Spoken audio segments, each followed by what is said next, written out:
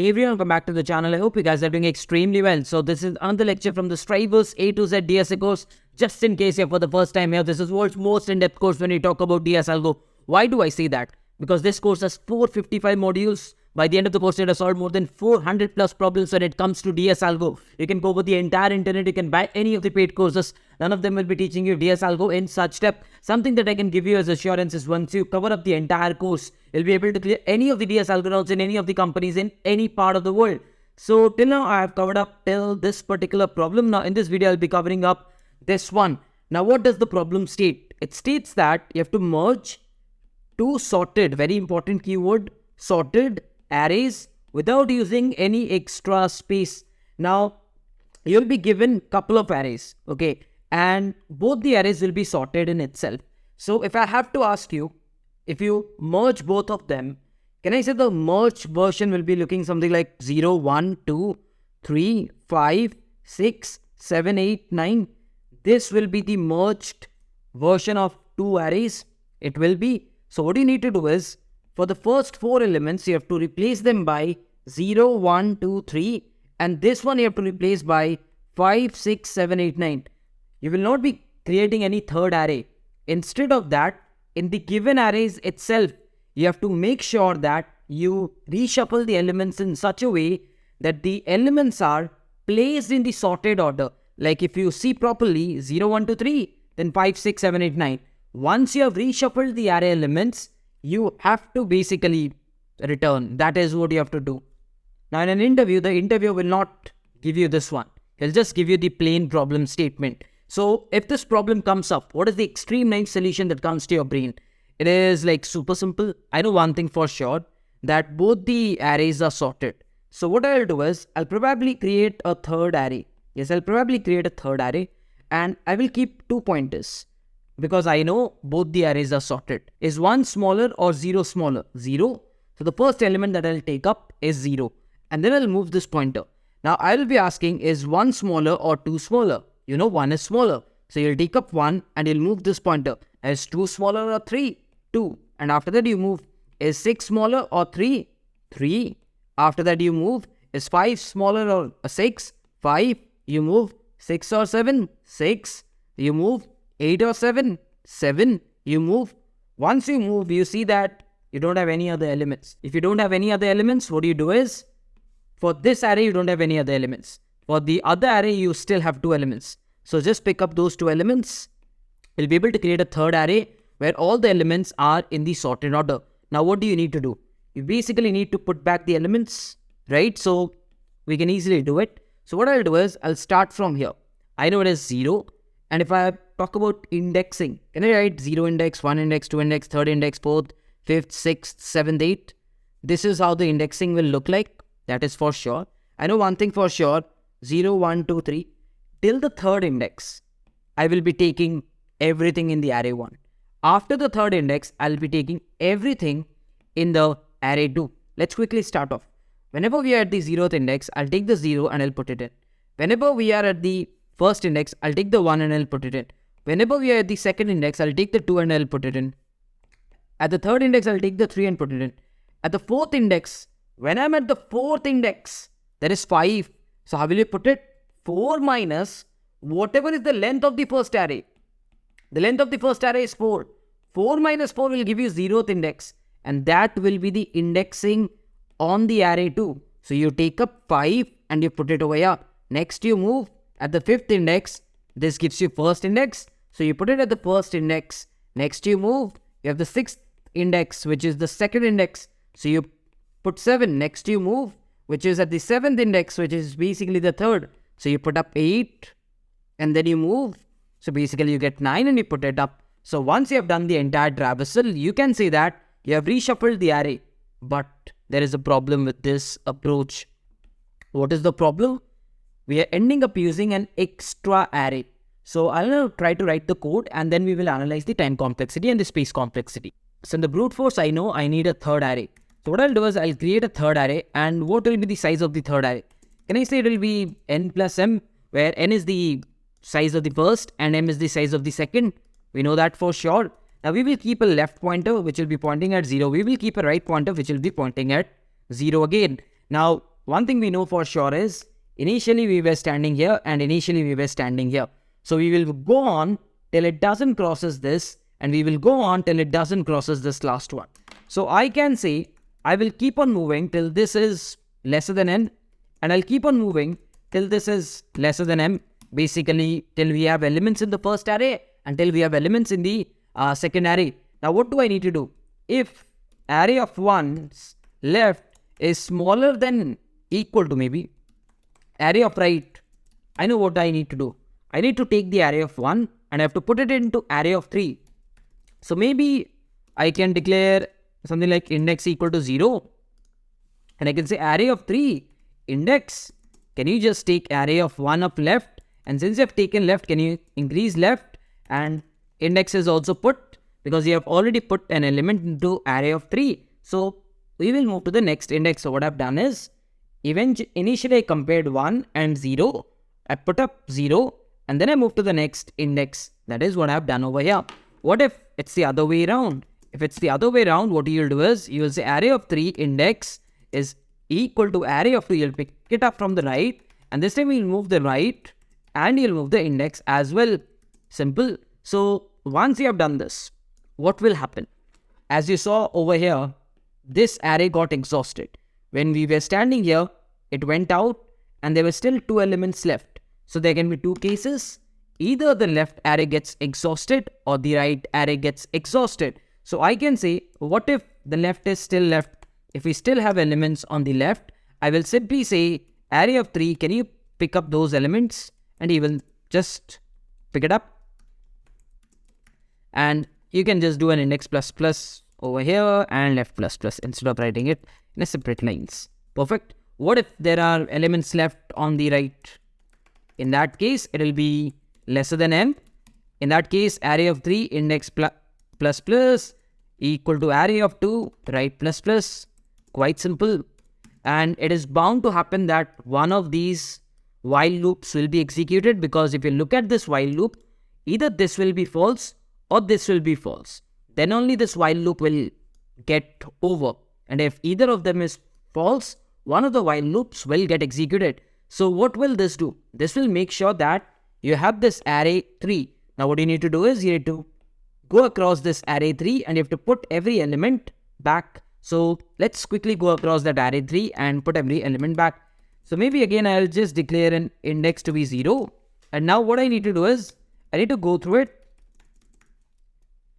Rather, instead of index, you can just keep I equal to 0. And I know how many elements are there, n plus m. And I can go across them. Something I know for sure is if I is lesser than n, which means it will go to the array of 1 for sure. And what will be the value? Array of 3i, perfect. And if it is not, then it will go to array of 2 for sure. And this time it will be I minus the length of the first. If you remember, whenever you had the 4th index, right? Whenever you were at the 4th index, what happened? This went to this portion, which is 4 minus 4, the length. So that is what I've done. And that will be equal to array of 3. I'll just pick up from here. Once you've done this, I can easily see that we have successfully made sure that array 1 has everything in the correct order and array 2 also has everything in the correct order. So this will be the brute force one. So if I talk about the time complexity, what will be it? Let's analyze that. So at first we are creating this array 3. So we are putting up all the elements into array 3. So that will end up taking big O of n plus m, because one element 1, 1, 1, and then these elements are individually put over here. So no matter how many while loops you are running, eventually what you are doing is you are going across and putting one element into array of 3. So n plus m will be the time complexity to put everything into this array 3. And then another n plus m in order to put this back into this and into this. So this will be the time complexity. What about the space complexity? It will be big O of n plus m, because we are using an extra array in order to have everything in the sorted order. And then we are reshuffling it back into the original arrays. So this will be the overall time complexity and the space complexity. Obviously, the interviewer will not be happy with the extra space that you're using, and I'll ask you to optimize it. This is when we move to the optimal solution. So you have to get rid of the extra space that we are using. How can we do that? So if you remember, I told you sorted is the keyword over here. Since we know everything is sorted, can I say, in this array, if I stand over here, it has a 7. And that is the largest element in array 1. And if I stand over here, this has the smallest element in array 2, because both of the arrays are sorted. If I compare 7 and if I compare 0, can I say, if this is the largest element and if this is the smallest element, this element should be on this side and this element should be on that side? Yes, because that is technically what it should be, because 7 is bigger and it should be on this side and 0 should be on this side. And that is where we will take the advantage. So what I'll do is, I will always start with the largest element and I'll always start with the smallest element and I will compare them. I'll be like 7, 0. Are you in the correct position? 7 is like, no. Maybe 0 can come to my place. I can go to 0's place. Okay, go ahead and do it. 0 will come over here. 7 will go over here. And then you will move forward. Now you will be comparing 5 and 2. And 2 will be like, maybe I can go to your place. And 5 will be like, maybe I can go to your place. So let's take 2. Let's take 5. Perfect. And then you will move the pointers. Now you'll be comparing 3 and you'll be comparing 6. This is the moment you realize 3 is already 3 is smaller than 6. And if that's the case, do you need to do something? Because no, they are at the correct place. And can I say everything on the left and now everything on the right will be at its correct place? Why? Because they are sorted. So they will be in the correct place. So if you have done this, this array has 1, 3, 2, 0. This array has 7, 5, 6, 8, 9. So what I have done is, I knew one thing for sure. On the left, I should have 0, 1, 2, 3. And on the right, I should definitely have 5, 6, 7, 8, 9. I have somehow managed to put everything on the left and everything on the right. Yeah, they are not in the correct order, but they are on the left and on the right. Correct? Now what I'll do is, I'll go ahead and say, can you please sort it? Can you please sort it? So if you sort it, you'll get 0, 1, 2, 3. If you sort the array itself, you'll get 0, 1, 2, 3. If you sort this one, you'll get 5, 6, 7, 8, 9. Quite simple. So what I've done is, I've sorted them. And that is it. I was able to reshuffle the array 1 and I was also able to reshuffle the array 2. And now they are in the correct order. Quite simple. Just a 2-pointer approach. And that does it. So let us quickly code this up. What I'll do is, I know the left pointer on the left side will always be at the last place. I know the right pointer will always be at the first. And I'll keep on going till this is greater than or equal to 0 and till this is this one. And now I know one thing. If array of 1 of left is greater than array of 2 of right, probably, yes, I can just swap them. So I'll go ahead and swap them. Perfect. I have gone ahead and swap them because they're not in the correct order. And I'll say left, can you move one place back? Right, can you move one place ahead? But if they are not greater, like array 1 is not greater, they are going in the correct fashion. So the remaining elements will always be the correct fashion done. At the end, I'll say array 1, comma array 1 plus n.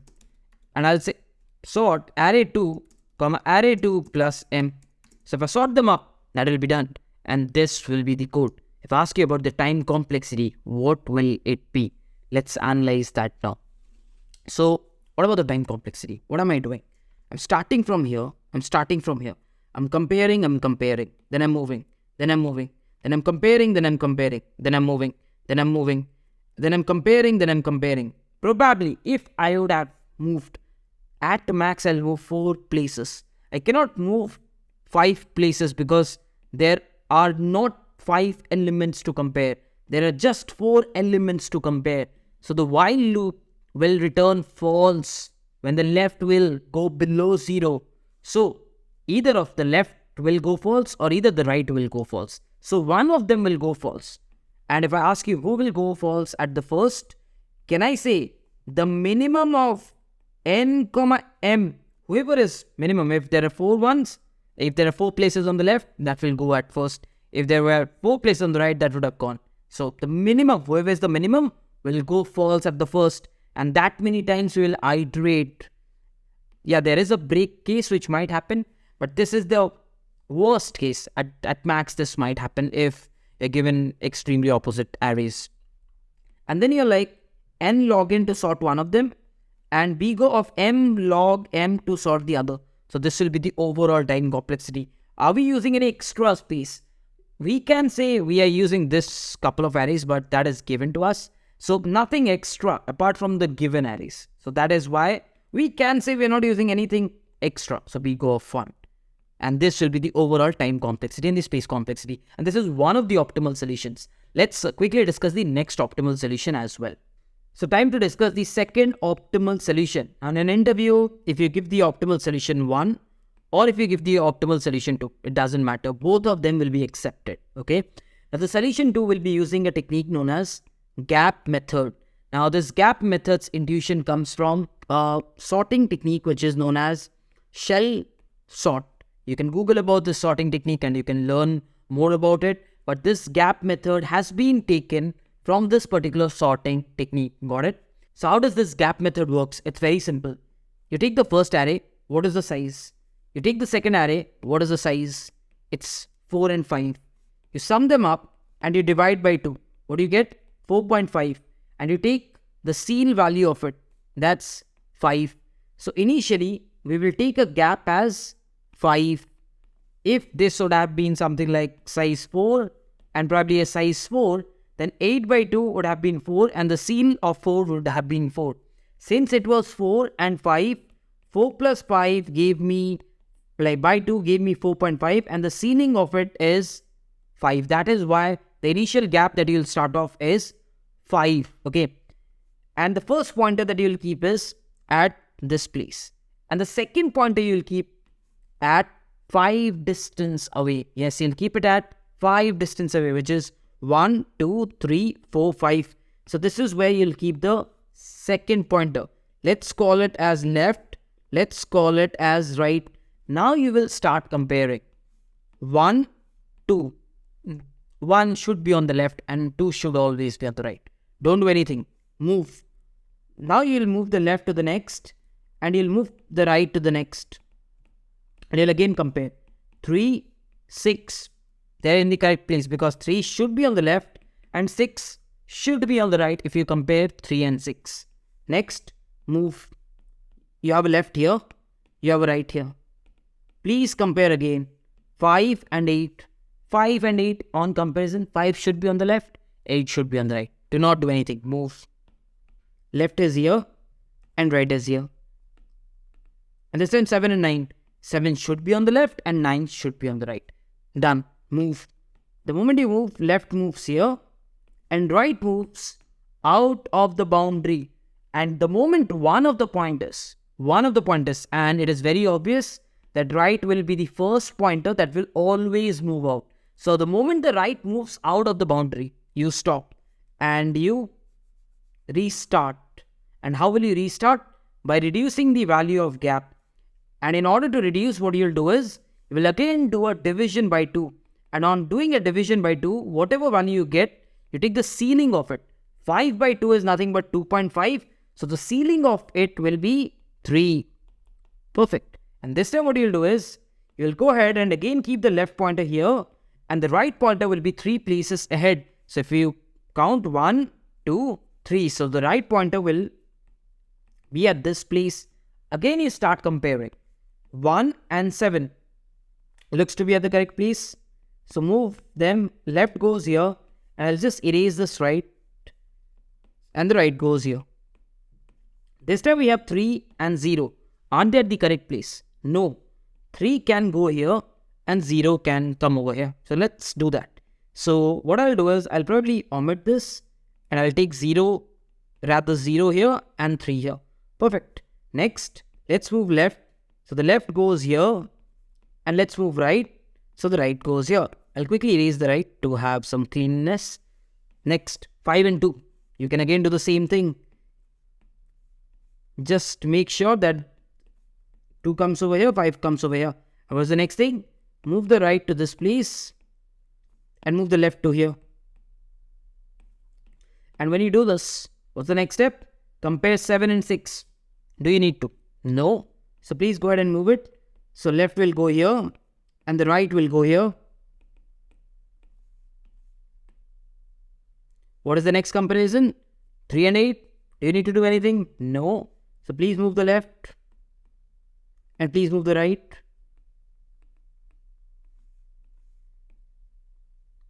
Next, 5 and 9 to be compared. Do you need to do anything? No. So please move the right. The moment you move right, it's over. Yes, it is over. So once I have done this, I can say that another iteration is completed. So again, we can just omit everything out. And this time we will go to the next. And again, we will do the same thing. 3 by 2. And what will be the value of 3 by 2? It will be nothing but 1.5. So the gap will be taking the ceiling of it, which is 2. So this time the left will be pointing here and the right will be 2 places ahead. Perfect. What will you compare? 1 and 2 are at the correct place. So what I'll do is I'll go ahead and move right 1 place ahead.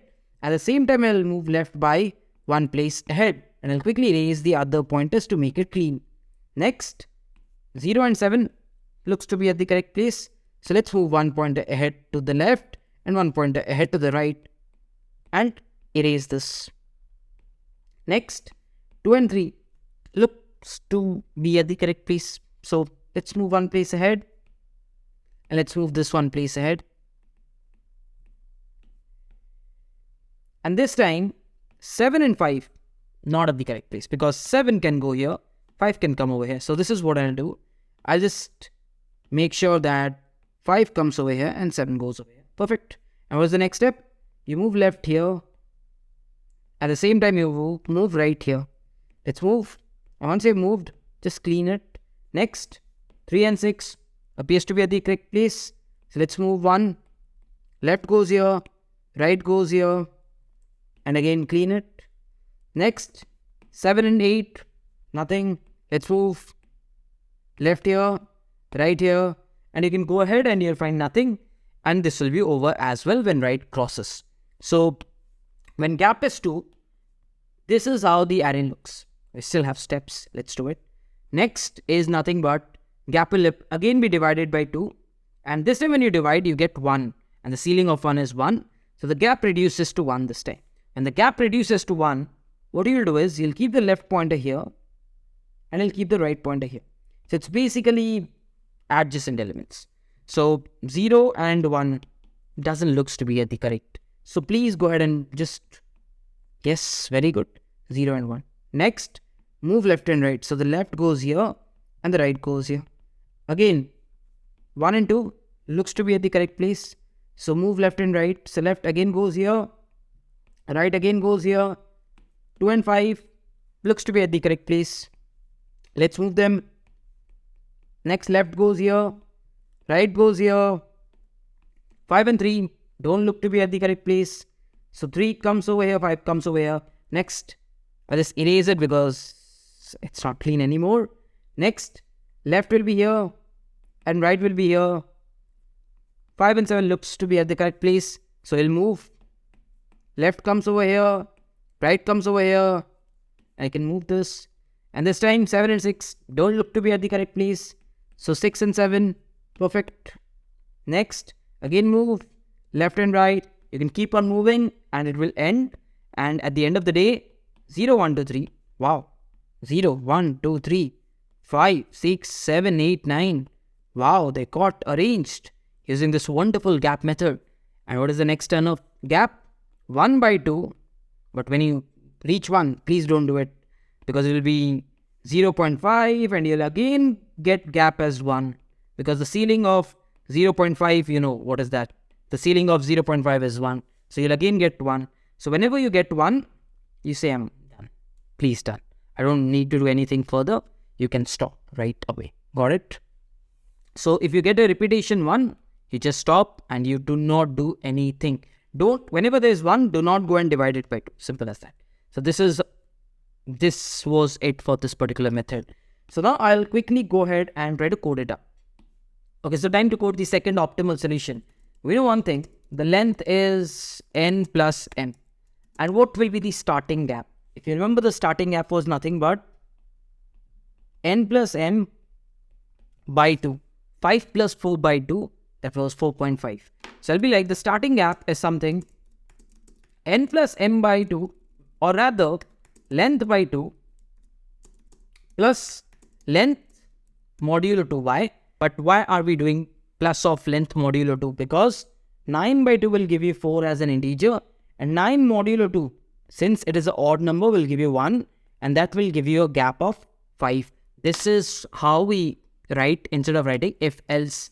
What's the next thing? While we know we will keep on going till gap is greater than 0. What's the next thing we will do? We will start having left. Where was the left initially? It was, if you remember, left was always over here. And where was right? 5 steps ahead. Gap steps ahead. So right was always gap steps, or left plus gap, which is gap automatically. What, like till how much did we go? Till the right crossed the boundary. So we will go ahead till the right crosses the boundary. Remember, over here we are taking right as left plus gap. So we are taking this normal count. We are taking this normal count. To start off with, I can say left is at 0 and the gap is 5. When the gap is 5, we can say left is as 0 and the right is at 5. So what I'll do is, I'll say right will go on till it is lesser than length, because if you remember, the length is 9 and we will go on till the 8th, because after 8 it crosses the boundary. Perfect. Now what do we know? What can be the 3 conditions? 3 conditions, let's analyze the 3 conditions. One of them is when left is on the left array and right is on the right array. That's one of the conditions. So I know one of the conditions for sure. I can write it. If left is lesser than n, because if left is lesser than n means it's on the first array. And right is greater than equal to n. Very important. Right is greater than equal to n. This condition means I'm in the array 1 and array 2. Perfect. Next, what will be the condition? Let's analyze. What can be the other condition? If you remember, left might be here. So I can say maybe. Left is here and right is here. Which means both of them are on the second part of the array. Which means both of them are in the second part of the array. So can I just write this? Will this be okay? Do I need to write for right? No, because if left is on the right, if the left is here, the right will always be in the right. So what does this mean? I'm comparing array 2 and array 2 elements. What will be the other case? Can you think of the other case? Yes, very simple. What will be the other case? The other case will be, imagine the left is on the left and the right is also on the left. They both are on the array 1. In that case, you'll be like array 1 and array 1. Perfect. Super easy. And now what I will do is, I'll try to write a private function. Void swap if greater, something like this.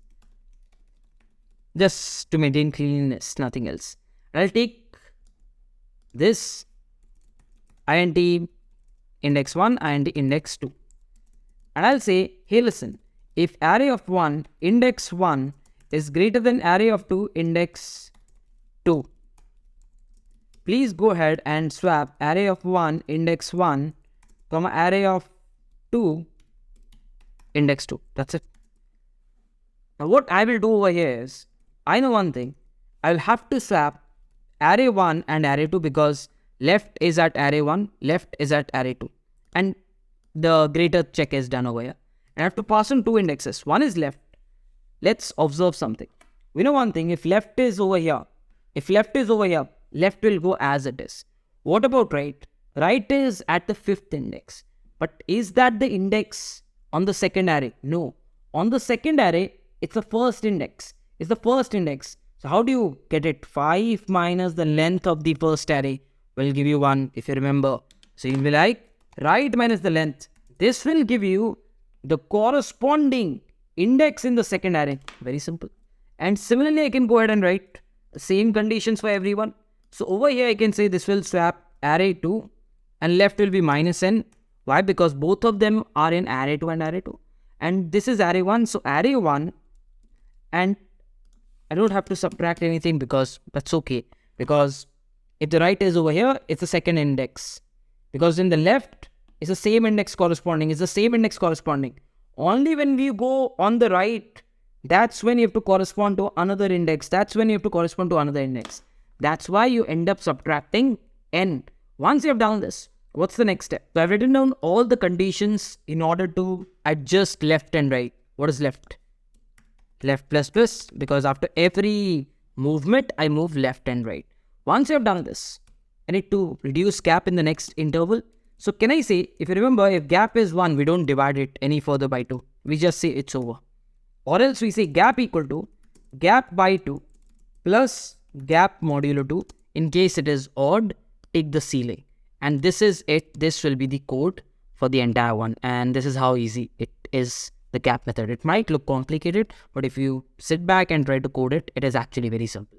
So let us analyze the time complexity. What will be the time complexity? Let's quickly go back to the code. So we have a while loop, and inside of that we have a while loop.